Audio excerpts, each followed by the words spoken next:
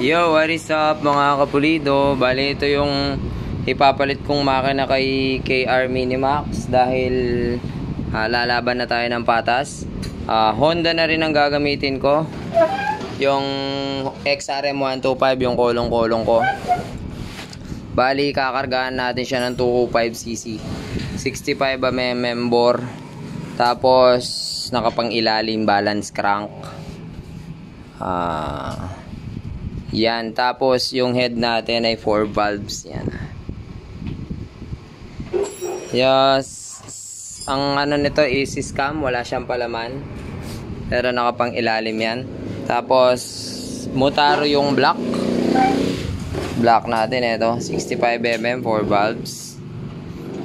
Tapos yung head natin ay Motaro na 21-24.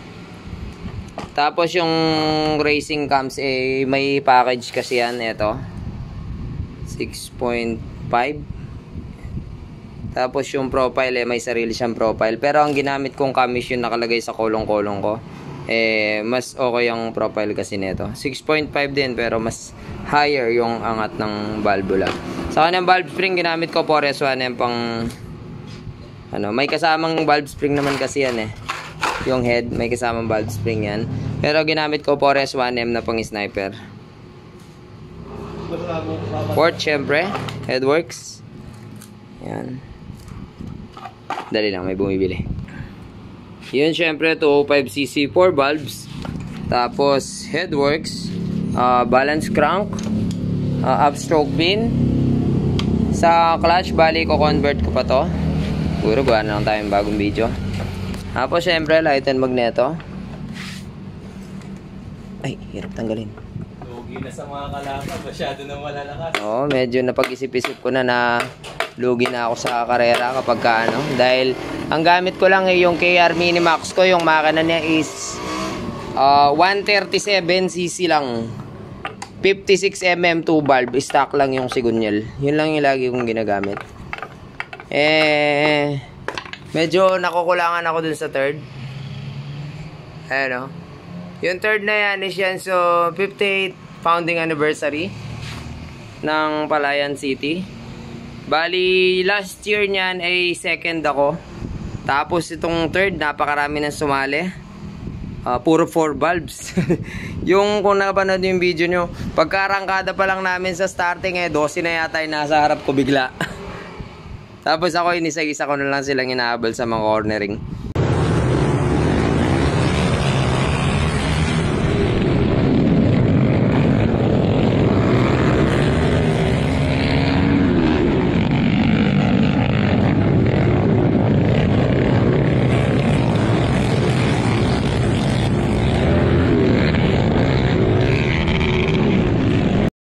Tsaka jumps. So yun, medyo lalaban na tayo ng patas. Yung disabled starter, light and magneto syempre.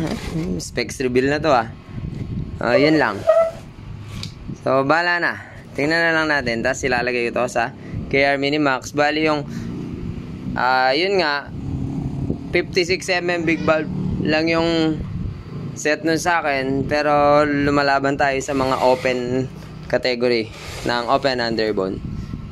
So kung napanood nyo kayo sa Batangas, kalaban natin nun 223cc, 70mm daw yung bore nun kasi ginamit ko rin siya, hindi ko masipa.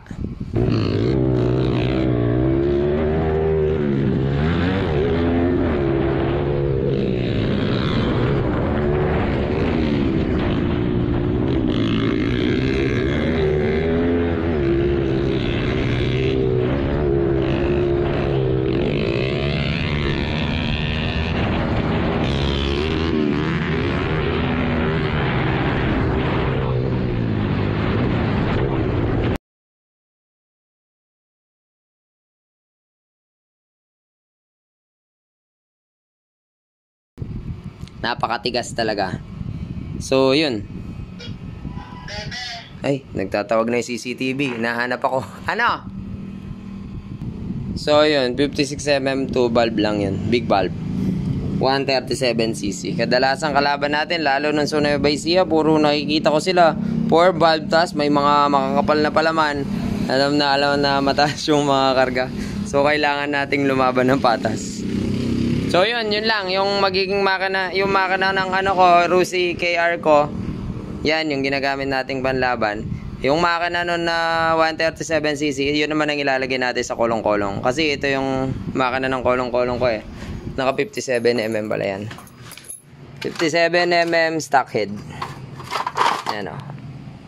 O, di ba? So, yun yung kolong-kolong ko. Nakaset. Nagtataka sila pagka may karga ako mga motor, eh, matulin pa rin naman kahit papaano. So, yun. Salamat po sa panonood. Abangan na lang natin yung mga magiging laban ng ating bagong makina. At Genric, syempre.